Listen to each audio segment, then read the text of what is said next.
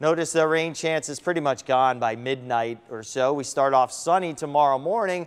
By noon, 1 o'clock, we start to see the sea breeze start up, and then just everywhere some showers and thunderstorms firing up, especially around dinner time on the Treasure Coast and even to Palm Beaches before settling down again after midnight. Rain chances stay high tomorrow and even Saturday, and then they'll drop off after that. The tropics quiet right now, but we'll check out this area here next week. Something may be brewing down there. So boating forecast, stormy in the afternoon. We still could have some offshore moving storms. Keep that in mind anywhere near the water. 7-day forecast, upper 80s here. Again, healthy rain chances. This is the summertime season here. We'll taper it off to about normal here Sunday and Monday.